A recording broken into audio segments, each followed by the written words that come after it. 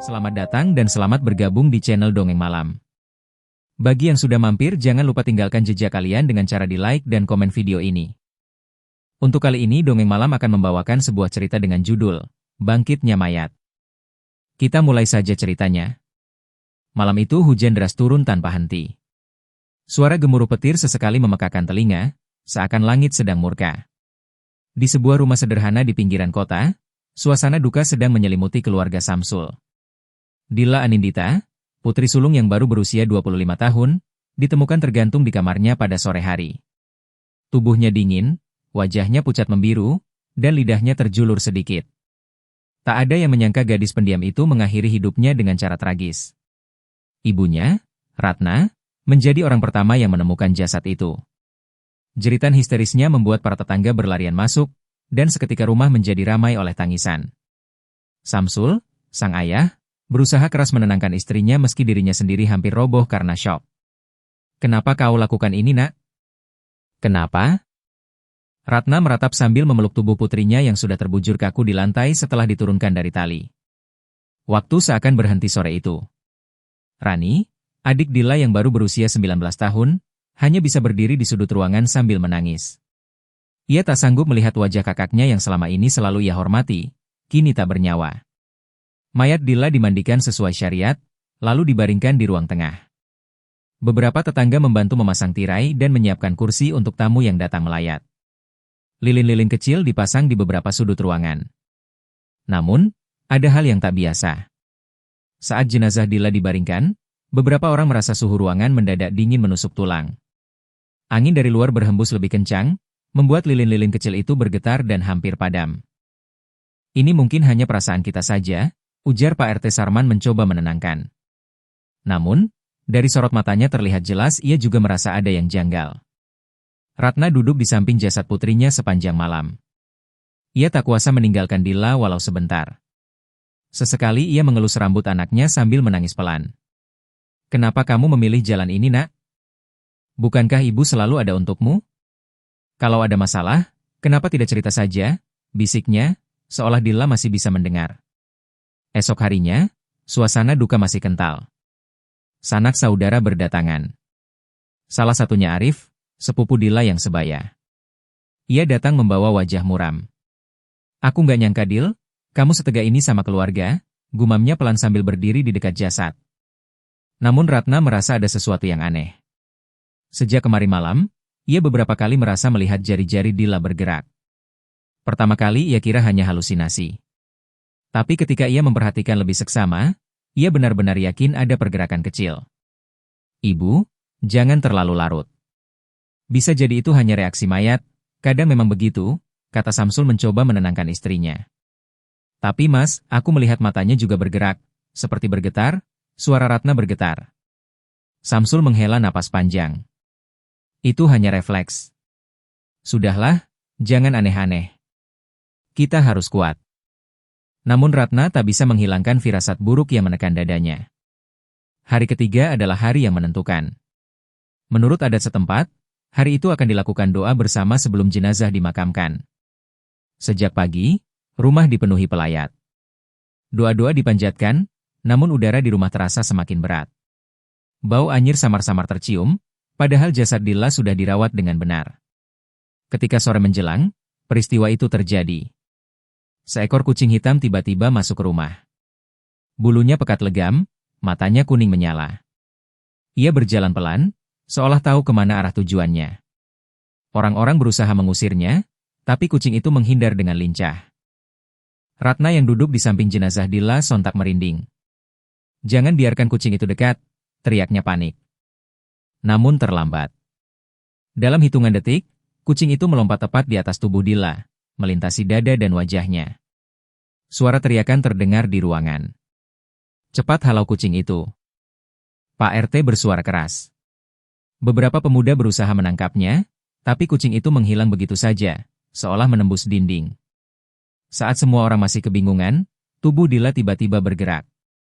Tangannya bergetar, matanya perlahan terbuka. Suasana ruangan mendadak hening. Beberapa orang berteriak histeris. "Ya Tuhan! Dilla hidup lagi!" teriak seseorang. Ratna langsung memeluk tubuh anaknya yang duduk perlahan. "Nak, kamu cuma mati suri, kamu masih hidup." Air matanya bercucuran deras. Namun tidak semua orang bersuka cita. Sebagian justru terdiam dengan wajah pucat. Arif, sepupu Dilla, berbisik pada dirinya sendiri, itu tidak wajar. Malamnya, suasana rumah berubah. Banyak tetangga pulang lebih cepat karena takut. Mereka tidak yakin apa yang sebenarnya terjadi. Samsul dengan gembira menyebarkan kabar bahwa anaknya ternyata hanya mati suri. Ia menolak semua komentar negatif. "Ini mukjizat, jangan kalian anggap aneh," ujarnya keras ketika ada yang meragukan. Namun Ratna tetap merasa ada yang tidak beres. Anak yang duduk di sampingnya itu memang memiliki wajah Dilla, tapi tatapan matanya kosong. Bukan tatapan lembut yang ia kenal. Saat makan malam, kejadian aneh terjadi. Ratna menyiapkan nasi, lauk, dan sayur seperti biasa. Namun Dilla hanya menatap lama, kemudian mendorong piring itu menjauh. "Aku nggak mau ini," katanya lirih, suaranya terdengar lebih dingin dari biasanya. "Lalu kamu mau apa, Nak?" tanya Ratna cemas. Tanpa menjawab, Dilla berdiri, membuka kulkas, dan mengambil sebungkus daging sapi mentah yang disimpan untuk besok. Dengan tangan gemetar, Ratna melihat anaknya membuka plastik itu, lalu menyuapinya langsung ke mulut. Ratna ternganga, tak sanggup berkata-kata. Darah segar mengalir di sudut bibir Dilla, tapi ia tetap mengunyah dengan tenang, seakan itu makanan biasa. Ya Tuhan, Ratna menutup mulutnya, hampir muntah. Ia berlari ke kamar mencari Samsul. "Mas, aku lihat sendiri. Dilla makan daging mentah dari kulkas. Itu bukan anak kita lagi." Samsul menghela napas panjang. "Ratna, jangan berlebihan.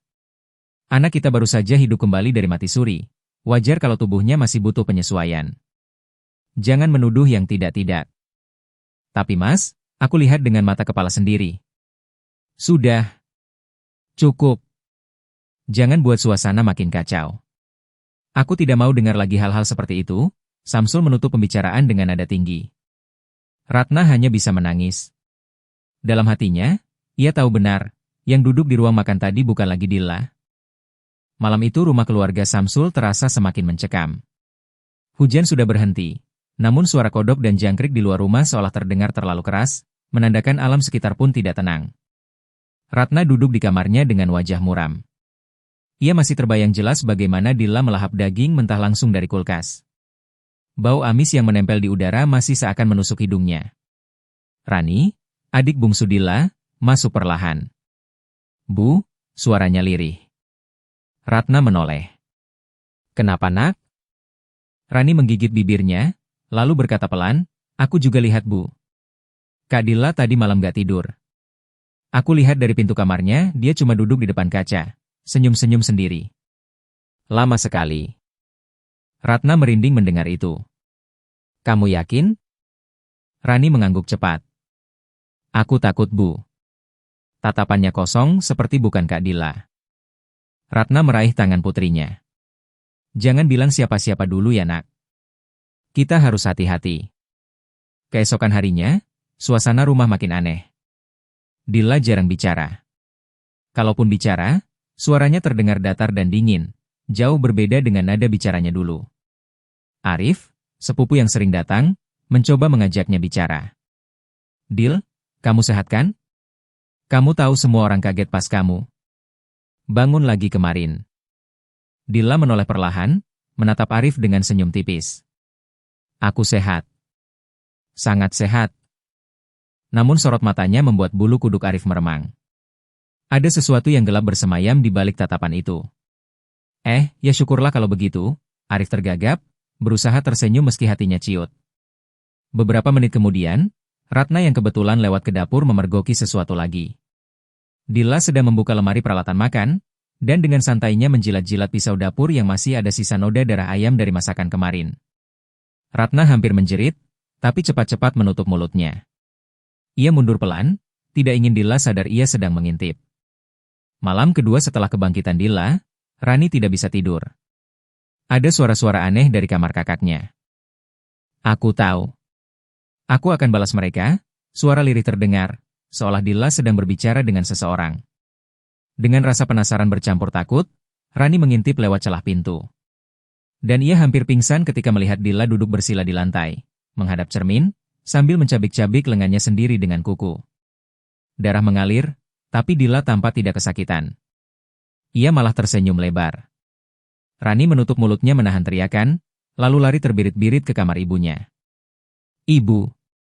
Kak Dilla sedang melukai dirinya sendiri. Rani menangis sesenggukan. Ratna langsung bangun, panik.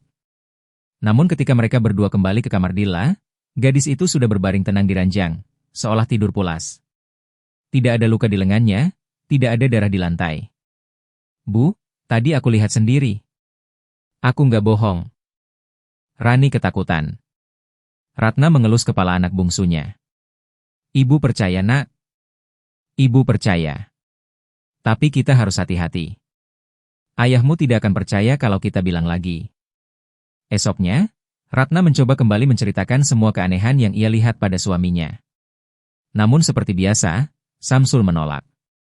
Ratna, kamu ini makin lama makin tidak masuk akal. Anak kita baru saja selamat, seharusnya kamu bersyukur, bukan menuduh macam-macam, bentaknya. Tapi Mas, aku lihat dengan mata kepala sendiri. Dilla makan daging mentah, menjilat pisau, Rani juga lihat dia melukai diri sendiri. Suara Ratna meninggi, putus asa. Samsul menggeleng keras. Itu cuma halusinasi kalian berdua. Orang yang baru sadar dari mati suri wajar kalau bertingkah aneh. Jangan bikin gosip, nanti tetangga ribut. Ratna menahan tangis. Ia merasa sendirian dalam ketakutannya. Siang itu, Arif kembali berkunjung. Ia ingin memastikan kabar yang beredar di kampung. Saat duduk di ruang tamu, ia melihat Dilla berjalan melewati koridor. Gerakannya kaku, seperti orang yang sedang disetir dari dalam. Tatapannya kosong, lurus ke depan.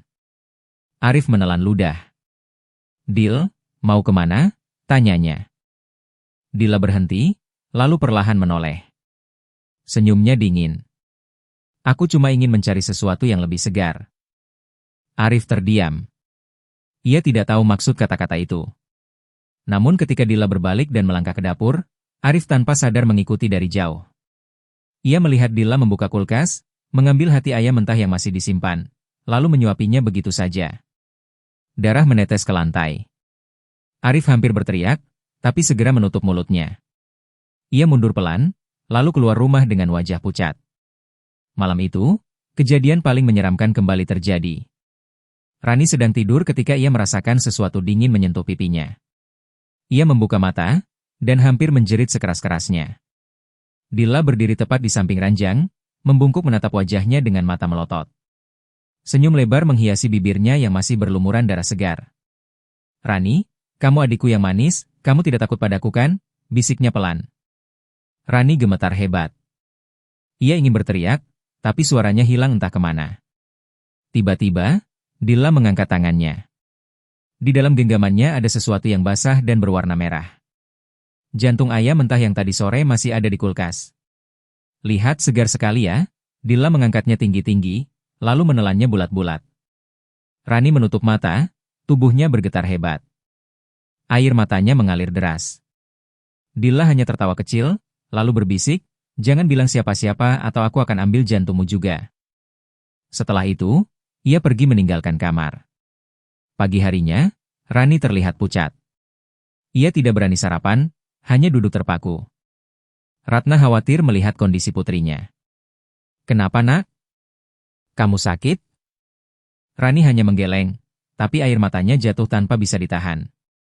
Ratna mendesah berat. Ia tahu benar bahwa Rani sudah melihat sesuatu lagi. Namun ia tidak bisa berbuat banyak, karena suaminya pasti kembali menyangkal. Ratna akhirnya memutuskan satu hal, ia harus mencari bantuan orang pintar. Ia tidak bisa membiarkan arwah asing itu terus bersemayam dalam tubuh putrinya. Namun sebelum ia sempat melangkah, suara teriakan Arif dari ruang depan membuat semua orang panik. Astaga! Tante Ratna! Om Samsul! Cepat ke sini! Mereka semua berlari. Dan yang mereka lihat membuat bulu kuduk berdiri. Dilla sedang duduk di lantai ruang tamu, menggambar sesuatu dengan darah ayam yang ia oleskan di lantai. Bentuknya lingkaran aneh, seperti simbol kuno. Ya Tuhan, Ratna menutup mulutnya ngeri. Samsul terdiam terpaku. Untuk pertama kalinya, ia tidak bisa membantah bahwa ada yang salah dengan anaknya. Dilla menoleh perlahan ke arah mereka, senyumnya melebar. Aku sudah kembali. Suasana ruang tamu malam itu mencekam. Bau amis darah memenuhi udara. Simbol aneh yang digambar Dilla di lantai membuat semua orang bergidik. Rani bersembunyi di balik punggung ibunya, sementara Arif berkeringat dingin. Samsul akhirnya membuka suara, dengan nada bergetar. Dil, apa yang kamu lakukan ini? Dilla menatap ayahnya dengan senyum dingin. Aku hanya menuliskan sesuatu yang pernah terikat di dalam tubuh ini. Kalian tidak akan mengerti. Dilla, berhenti. Kamu bikin semua orang takut. Samsul mencoba menegaskan, namun suaranya terdengar lebih seperti orang ketakutan. Dilla tertawa pelan, tawa yang asing bagi siapapun di rumah itu. Kalian masih belum sadar ini bukan lagi anak kalian. Kalimat itu membuat Ratna hampir pingsan. Ia jatuh terduduk, air mata membanjiri wajahnya. Arif menatap Samsul dengan wajah serius. Om, aku pikir sudah waktunya kita cari bantuan. Ini bukan lagi urusan medis atau logika. Tante Ratna benar sejak awal. Yang di hadapan kita sekarang bukan Dilla. Samsul terdiam lama. Untuk pertama kalinya ia tidak punya bantahan. Apa yang ia lihat barusan sudah lebih dari cukup untuk menghancurkan semua penolakannya. Malam itu juga, Ratna menghubungi Maksiti, seorang tetua kampung yang dikenal punya ilmu agama dan sering membantu warga menghadapi gangguan gaib. Bu Ratna, aku sudah dengar kabarnya dari tetangga. Kalau memang benar yang kau bilang, kita tidak boleh menunggu lama, kata Maksiti dengan suara mantap. Tak lama kemudian, Maksiti datang ditemani dua orang pemuda. Ia membawa tas kecil berisi kitab, botol air, dan kemenyan. Wajahnya tegas, matanya tajam. Begitu masuk ruang tamu, ia langsung merasakan hawa berat menusuk. Astaga, ini bukan main-main. Arwah dendam yang merasuki tubuh anakmu sangat kuat. Ratna terisak. Tolong Mak, tolong selamatkan anak saya. Maksiti menoleh pada Samsul. Kau harus kuat Nak. Kau juga harus rela, karena tubuh anakmu sudah mati. Yang berdiri di sana sekarang hanyalah wadah. Samsul terdiam, wajahnya pucat pasi. Maksiti duduk bersila di depan Dilla. Sang gadis hanya menatapnya dengan senyum sinis. Siapa kau sebenarnya yang merasuki tubuh ini? Tanya Maksiti tegas. Dilla terkekeh. Aku hanyalah jiwa yang lama terperangkap. 3 hari aku menunggu, dan ketika kucing hitam itu membuka jalan, aku kembali. Tubuh ini milikku sekarang. Tidak. Tubuh ini bukan milikmu. Maksiti mengangkat kitabnya, membaca ayat-ayat suci dengan lantang. Tiba-tiba Dilla berteriak keras, suaranya berubah parau. Lampu di ruang tamu berkedip-kedip. Angin dingin berhembus dari arah yang tidak jelas. Rani menjerit, berlari ke pelukan ibunya. Arif hanya bisa menatap ngeri. Dilla merangkak cepat ke arah Maksiti dengan gerakan tak wajar, seperti binatang. Matanya memerah, mulutnya menyeringai lebar, giginya terlihat tajam. Maksiti tetap membaca ayat-ayat dengan suara tegas. Namun ketika air doa dituangkan ke lantai, tubuh Dilla justru tertawa keras, seolah ayat-ayat itu tidak berpengaruh sama sekali. Kau pikir ayat-ayat itu bisa mengusirku? Aku sudah terlalu lama menunggu kesempatan ini. Aku tidak akan pergi. Maksiti menggertakkan gigi. Arwah dendam keras kepala, rupanya kau tidak sekedar masuk, kau sudah mengikatkan diri pada tubuh ini. Dalam kekacauan itu, Dilla tiba-tiba berbicara dengan suara lain, lebih berat, seperti suara laki-laki. Kalian ingin tahu siapa aku? Aku adalah korban. Aku mati dengan cara yang sama seperti tubuh ini, digantung, tapi kematianku dulu tidak pernah dipedulikan, aku dibuang dilupakan. Aku tidak akan pergi sebelum aku menuntaskan dendamku. Semua orang di ruangan terdiam ngeri. Ratna memeluk Rani lebih erat, Arif menatap kaku. Samsul merinding seluruh tubuh. Maksiti menatap tajam. Arwah dendam, tubuh ini bukan tempatmu. Pergilah dengan baik, atau aku akan paksa kau keluar. Dilla menunduk, lalu perlahan mengangkat kepala dengan senyum menyeramkan. Kau boleh coba, tapi tubuh ini sudah jadi milikku. Aku akan buat kalian semua menyesal telah melahirkannya kembali. Sejak malam itu, rumah keluarga Samsul tidak pernah sama lagi. Piring-piring sering jatuh sendiri. Bau busuk seperti bangkai kadang muncul tiba-tiba. Suara ketukan keras di pintu terdengar tengah malam, tapi saat dibuka tak ada siapapun di luar. Yang paling menakutkan, Rani sering terbangun tengah malam mendengar suara langkah kaki di kamarnya, padahal ia tidur sendirian. Kadang ia melihat sosok kakaknya duduk di sudut kamar, menatapnya tanpa berkedip. Arif pun ikut diganggu. Suatu malam, saat ia menginap untuk membantu menjaga, ia bermimpi buruk. Dalam mimpi itu, Dila duduk di atas dadanya, menatap dengan mata merah menyala, lalu berbisik, "Aku akan ganti jantungmu dengan punyaku." Ketika ia terbangun, dadanya terasa sesak dan di bajunya ada noda darah kecil yang entah dari mana asalnya. Maksiti akhirnya memutuskan, kita harus lakukan ritual pengusiran. Kalau tidak, arwah itu akan semakin kuat. Tapi kalian harus siap, tubuh anakmu bisa rusak setelah arwah itu pergi. Ratna menangis sejadi-jadinya. Tidak apa-apa mak, saya rela, yang penting arwah itu tidak lagi memakai tubuh anak saya. Samsul yang biasanya keras kepala kini hanya bisa menunduk. Lakukanlah apa yang harus dilakukan mak, aku juga sudah tidak sanggup lagi melihat ini. Maksiti mengangguk. Baiklah. Besok malam kita mulai. Kalian harus siapkan kain kafan baru, minyak, dan tanah dari pemakaman. Karena saat arwah itu keluar, tubuh Dila akan kembali seperti semula, mayat. Ucapan itu membuat bulu kuduk semua orang berdiri. Menjelang malam ritual, suasana rumah semakin berat. Dila seolah tahu apa yang akan terjadi. Ia duduk berjam-jam di ruang tamu, menatap semua orang dengan tatapan mengancam. Rani tidak berani keluar kamar. Arif selalu waspada, bahkan membawa pisau dapur untuk berjaga-jaga, meski ia tahu itu percuma. Ratna sibuk menyiapkan keperluan ritual sambil terus berdoa. Samsul hanya bisa termenung, menyesali bahwa sejak awal ia tidak mendengarkan istrinya. Dila akhirnya bersuara, dengan nada sinis. Kalian pikir bisa mengusirku? Kalian terlalu naif. Aku sudah menempel erat pada tubuh ini. Kalian semua hanya akan jadi saksi ketika aku mengambil lebih banyak jiwa. Dan tiba-tiba, lampu rumah padam. Gelap total. Suara tawa dingin menggema di seluruh rumah. Rumah keluarga Samsul gelap gulita setelah lampu padam. Hanya cahaya lilin yang dipasang Ratna di meja kecil yang menerangi ruangan dengan remang samar. Bayangan di dinding bergerak-gerak seperti menari, membuat suasana semakin menegangkan.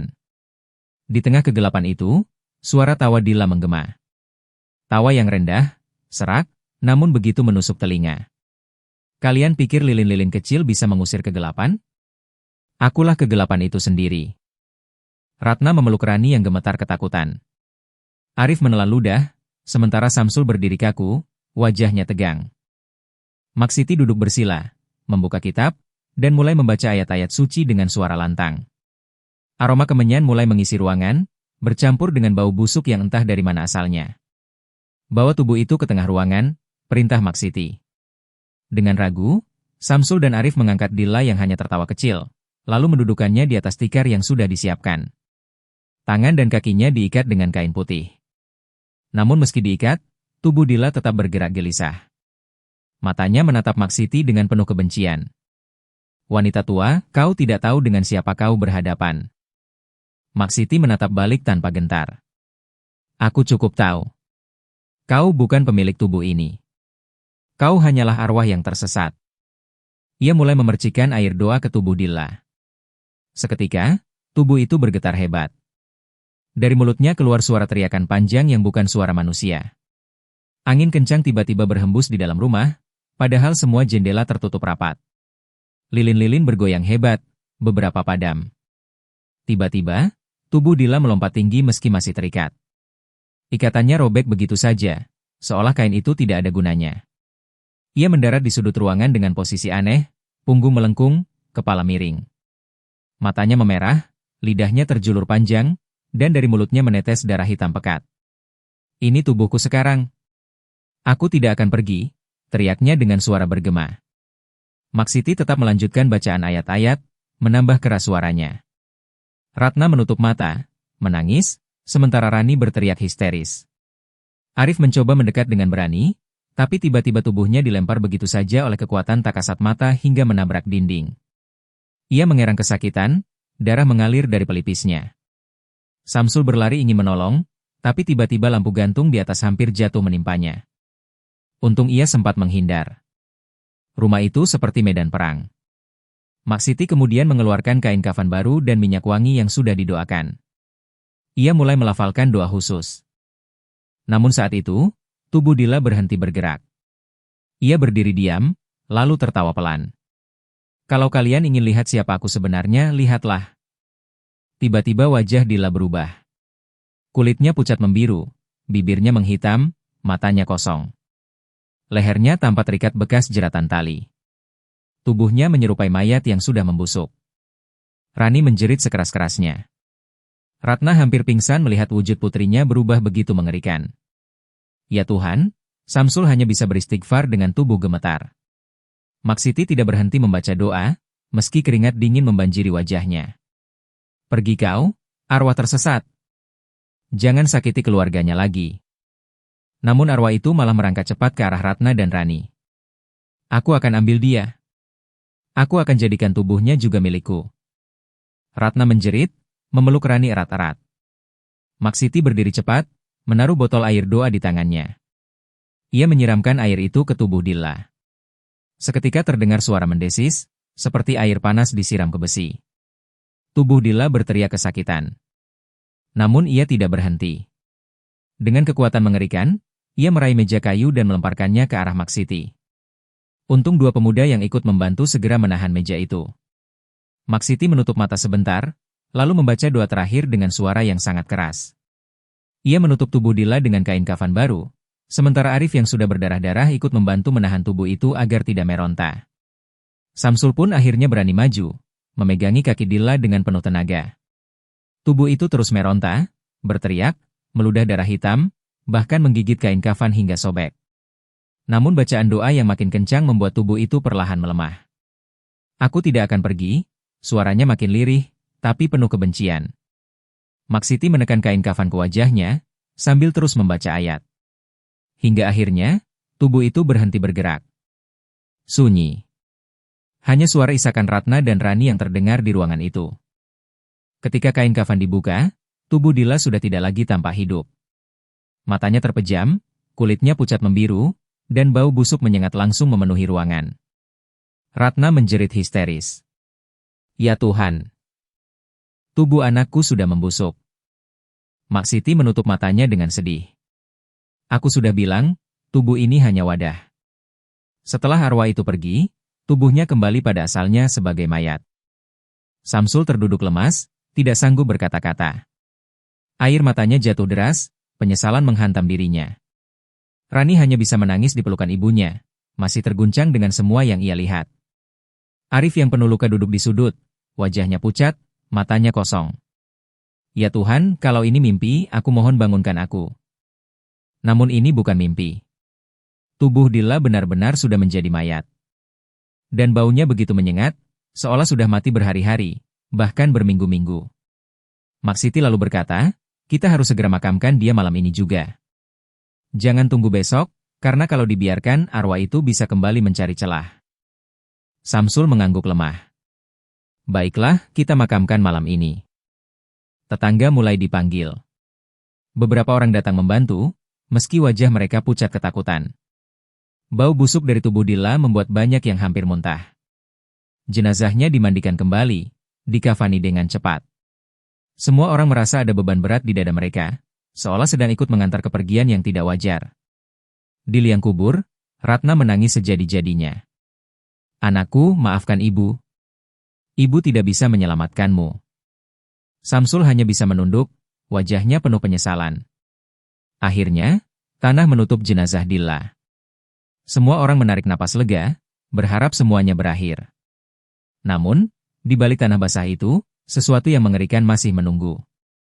Malam itu, setelah prosesi pemakaman, suasana kampung kembali sunyi. Hanya suara jangkrik dan lolongan anjing dari kejauhan yang terdengar.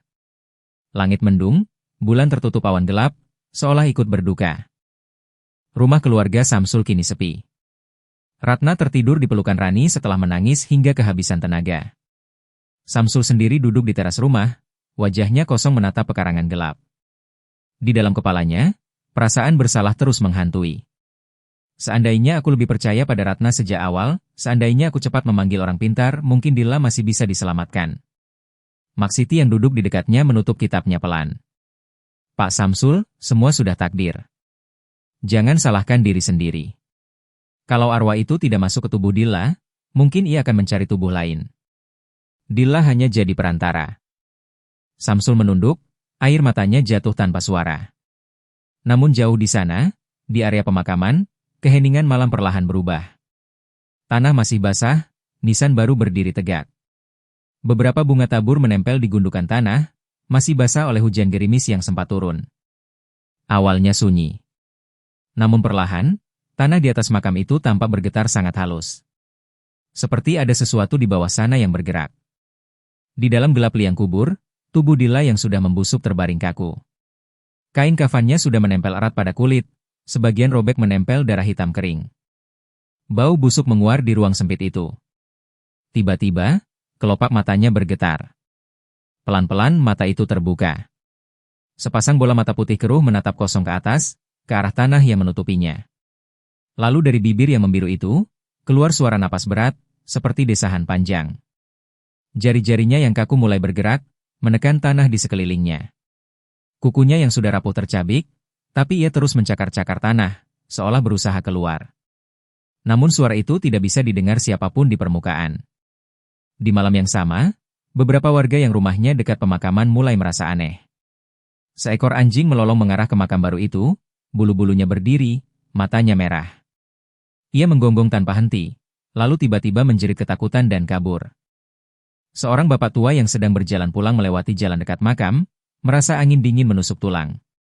Saat ia menoleh, matanya menangkap bayangan perempuan berambut panjang berdiri di dekat nisan Dilla. Bayangan itu hanya berdiri diam, menunduk, lalu menghilang perlahan. Bapak tua itu hampir jatuh pingsan, buru-buru lari terbirit-birit. Di rumah, Ratna bermimpi buruk. Ia melihat Dilla duduk di ujung ranjangnya, wajah pucat dengan leher terjerat tali.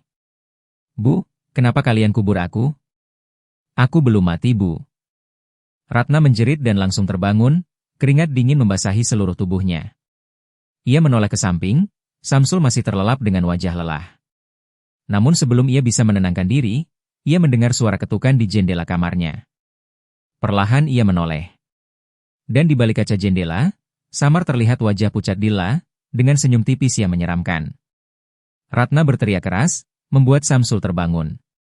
Namun ketika Samsul melihat ke arah jendela, tidak ada siapa-siapa. Ratna hanya bisa menangis, tubuhnya gemetar hebat. Maksiti yang tidur di ruang tamu juga terbangun karena jeritan itu. Ia datang tergopoh-gopoh. "Ada apa lagi, Bu Ratna?" Ratna hanya bisa menunjuk jendela dengan tangan gemetar. "Dia ada di sana, anakku." Maksiti menarik napas panjang. Arwah dendam itu belum sepenuhnya pergi rupanya. Dia masih terikat dengan tubuh Dilla. Beberapa hari setelah pemakaman, gangguan makin sering terjadi. Rani beberapa kali melihat sosok kakaknya duduk di ruang tamu tengah malam.